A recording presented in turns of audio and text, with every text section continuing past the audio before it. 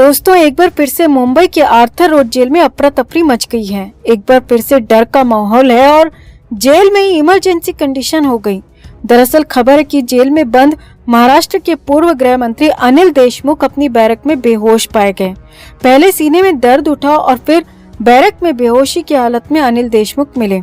और सबसे बड़ी बात यह है कि अनिल देशमुख को 24 घंटे से होश नहीं आने की खबरें आ रही हैं।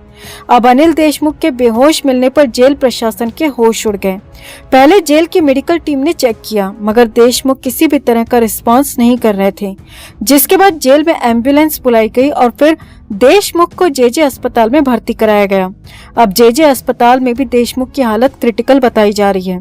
तो आखिर क्या हुआ जेल में ऐसा कि अनिल देशमुख अचानक बेहोश हो गए? देशमुख के बेहोश मिलने की पूरी इनसाइड स्टोरी आपको बताते हैं।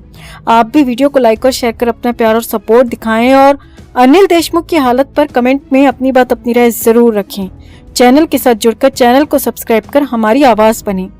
तो भ्रष्टाचार और वसूली के आरोप में जेल में बंद महाराष्ट्र के पूर्व गृह मंत्री अनिल देशमुख शुक्रवार यानी कि 26 अगस्त को कारागार में बेहोश पाए गए। पूर्व गृह मंत्री को बेहोश होने के बाद मुंबई के सरकारी जेजे अस्पताल में लाया गया। जेल के अधिकारी ने बताया कि आर्थर रोड जेल में बंद अनिल देशमुख को पहले चक्कर आया और फिर सीने में दर्द उठा और फिर वो बेहोश हो गए।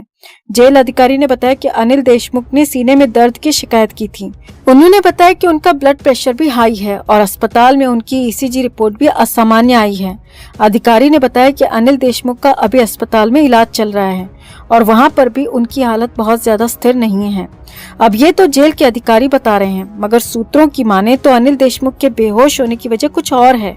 जी हाँ, जेल सूत्रों की माने तो अनिल देशमुख 26 अगस्त की सुबह से ही बेचैन थे और खबर तो ये भी आ रही है कि 25 अगस्त को भी अनिल देशमुख रात में सोए नहीं थे।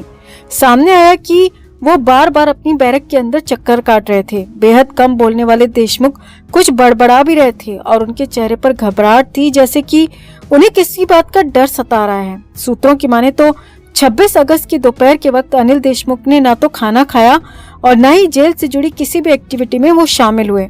और सबसे बड़ी बात जो सामने आ रही है वो ये है कि सुबह के खाने के बाद उन्हें किसी ने भी नहीं देखा। शाम करीब 7 बजे उन्हें साथी कैदी ने देखा और तब वो जमीन पर गिरे हुए थे। कैदी ने जेल स्टाफ को इसकी सूचना दी और सामने आया है कि वो अपनी बैरक में किसी दीवार से टकराए थे और जिसके बाद वो गिर गए और फिर बेहोश हो गए। सामने आया है कि अनिल देशमुख जेल में अपनी बैरक में करीब 2 से 3 घंटे तक बेहोश पड़े रहे, मगर किसी को इस बात की खबर तक नहीं लगी, क्योंकि 800 कैदी वाली इस जेल में 3000 से ज्यादा कैदियों को रखा गया है। ऐसे में किसी को खबर तक नहीं लगी कि अनिल देशमुख को सुबह के बाद किसी ने नहीं देखा। दोपहर में खाने के लिए भी वो नहीं पहुंचे, मगर किसी ने भी इस बात पर ध्यान तक नहीं दिया।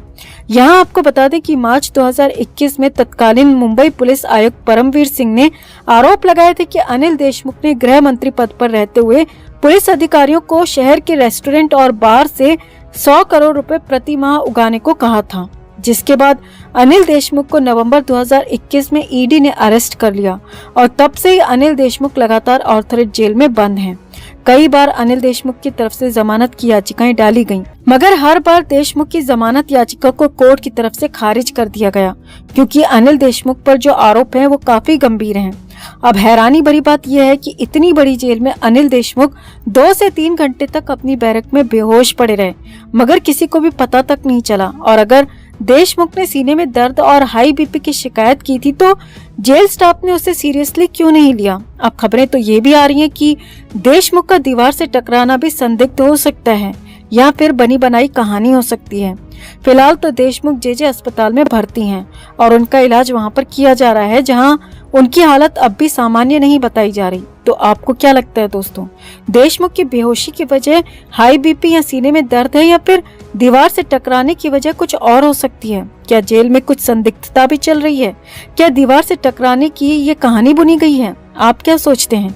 कमेंट में आप भी अपनी बात अपनी राय जरूर रखें और वीडियो को लाइक और शेयर कर अपना प्यार और सपोर्ट भी जरूर दिखाएं।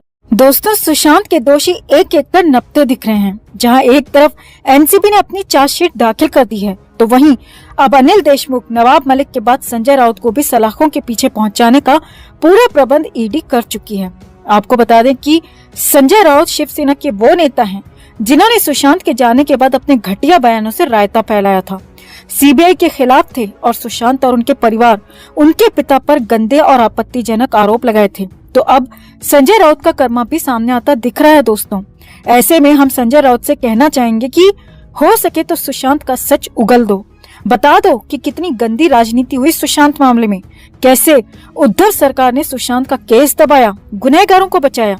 शायद ऊपर वाले की सजा में कुछ रियायत हो जाए, वरना उद्धव सरकार के भोंपू संजय राउत जी आपका बचना मुश्किल है। दोस्तों, शिवसेना के सांसद संजय राउत की मुश्किलें कम होने का नाम नहीं ले रही हैं। संजय राउत की ज्यादातर प्रॉपर्टीज ईडी ने सीज कर रखी हैं। राउत खुद जेल में हैं और उनकी पत्नी वर्षा राउत भी ईडी की रडार पर हैं। और सबसे बड़ी बात, जिंदगी भर की कमाई हुई इज्जत भी मिट्टी में मिल चुकी है। मगर इसके बावजूद संजय राउत को लग रहा था कि उनके साथ उद्धव ठाकरे खड़े हैं।